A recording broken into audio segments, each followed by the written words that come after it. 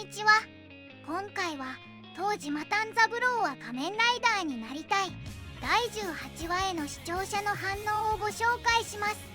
このチャンネルでは最新アニメの視聴者の反応や感想をご紹介しています。みんなの解釈や考察を知るとアニメ視聴の楽しみが増えると思いますので、ぜひ最後までお楽しみください。東島強すぎやろ。負けるたびにどんどん強なってるよな。修行パッド始まるのか。今時携帯もないのか一応。射程たちはどうなったんだよ。兄貴また滝行してる。敵味方がさらにわからなくなってきた。あの森の中でも合宿したとこでもまあ人はあんま来ないな。一応兄さん来たとなったら終わり。地方の隠れ家的なところちょっと前に行ってたな。田舎で修行といえば V3 兄だよな。ショッカーが仮面ライダーに特訓を受けるのか。一応兄さんが何かすると盛り上がる節すらある。結構複雑になってきた。ショッカーと戦うショッカー。未改造された男ってそれ本物の仮面ライダーでは。マジで何なのこの面白さ。最後にワンシーンだけど島村兄が登場。ショッカーとはいえ女性の顔を出しすぎ。ようやく山ごもりの一応兄ちゃんに見せ場が来るのか。そうや携帯電話持ってないんだ別れ。お兄ちゃん一人だけ奥多摩だから。ショッカーが人間の家に入り浸ってショッカーが人間に稽古をつけてもらう状況が2箇所で発生してんの異常すぎ。八極さんが久保田さんが雲男と知ったらどういう展開になるんだろうか。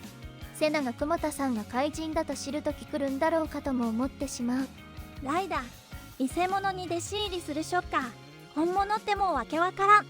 V3 兄貴のとこ行って修行やるんかな。射程はどうなったんだよ。こうなると東島とラーメンの兄ちゃんどっちが強いんや。タックルが足折られたこと今知ったんか。 V3 さんよ。一応はどうやってあんな山奥で収入を得ているんだ。10円玉1枚だとすぐ切れるって高野美代が。アイドル以外もショッカーにしてくれる優しいコウモリさん。次回ライダーとして死ねるなら本望。次回は山ごもり。ほんまに修行パッドやん。また修行するんかい。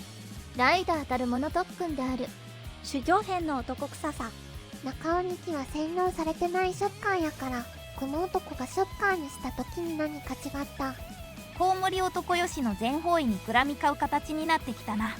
自らの意志でショッカーに反旗を翻すんなら、それはもはやライダーと変わらんのだが、中尾の兄貴が大好きなショッカーと戦おうとするほど射程たちのこと大切にしてるんだな。コウモリ男てめえ。顔パン。ショッカーを倒す決意固めたのにこれで子分たちがショッカーなってたら兄貴どうすりゃいいんだよ。特に洗脳とかしないでヤクザを戦闘員に改造したクムは何なんだよ。中尾は何のライダーになるの。鍋うまそう。男の女裏ばっかりで草。ところでゆり子先生はしばらくお休みかな。完全にショッカーに洗脳されて兄貴と戦うなんてことになったら結構きついけど、どうなるんだろう。次回ライダーとして死ねるなら本望。また修行会でパワーアップ会か。修行してもそこまで強くなった館内が。まあ鍛えるならあそこしかないわな。中尾さんここまで面白いキャラだとは。東島さんの強さを再確認できた回だったけど、コウモリ男が強くて厄介すぎることに変わりはないし、果たしてここからどうなるのかな。やっぱ主人公が強いアニメは面白いな。やっぱ戦闘員レベルならライコでも勝てるか。戦闘員に改造されたプロレスラーでも相手にならんのかよ。相手ライダーに変身しなくてもクマに勝てるし。女性でも容赦なく殴るのがよく猿の流儀。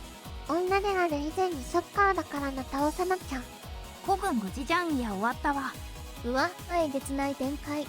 コウモリ男は女専門じゃないのか。そんなことはないよ。レコード会社とか見たらわかるでしょ。芸能事務所の偉い人を襲ってたろ。原作だと子分たちが怪人になるのは単行本のおまけだっけ。次回は裸多いな。このところ女戦闘員のせいでおっさん成分が薄かったから保管しようというのか。昭和ライダーと言ったら修行だ。平成類はみたいに簡単にパワー普通は来ない。今週女戦闘員ばかりで華やかだったけど、次回はむさ苦しい回になりそうだ。今のところ怪人より強いのが八極さんしかいね逆になんで怪人より強いんだよあの人。よく去る世界だから。戦闘力ならそれ以上の人間がいる世界だけど、八極さんは多趣味なのよね。なお怪人の強さを引っ張り上げているのよ。ピンクヘアで黒ずくめの男2人がラーメン食ってる図面白すぎるだろ描写をもって区切りであろうコウモリ男の決戦に収束させてるな。兄貴の心ゴロゴロにしていくスタイル。これもオリジナル展開。原作とちょっと違う。修行は原作通りファミレスと雲は兄より。井上脚本みたいな最悪のすれ違いしやがって。う。顔面パンチの多いアニメだ。ショッカーになっても普段普通の生活してるし、良いのか悪いのかわからんすぎる。反社がしのぎで働いているのと同じだぞ。一斉放棄するまでは普通に暮らしてんじゃねえの。適宜にいんのはあるかもしれんが、どこに向かうんだこのアニメ。中尾の兄貴2号ポジションになるんだろうか。今日は男女平等パンチを買ったな。躊躇なく他人の顔面殴り抜けるやつしかいね原作だと古文死んでるの。同じだよ。漫画だとアイドルに抱きついてボコられてる最中にコウモリ男が来るって違いはあるけど、改造された射程と対面したら中尾の兄貴のを破壊されるだろう。コンバットガールズ派が抜けたままだったから、ショッカー戦闘員だと回復力が高いってわけでもないのか。人間より強いだけで所詮増票だし。今日殴られてたのはコンバットガールズじゃなくてデブアイドルの同僚だ。洗脳されてる割にライコジがありすぎじゃない。原作と違ってコウモリ男から血をもらってる描写あるのライコだけだよね今のところ。ハーレムみたいに女戦闘員10人くらい一気に体中吸わせてなかった。そういえば兄貴は洗脳されてないのかな。ショッカーへの愛があるから。そもそも洗脳してないんじゃないの。面白い人間だから戦闘員にしてみたってだけ。ショッカーに反旗翻したらこんなんもう本物の仮面ライダーじゃん。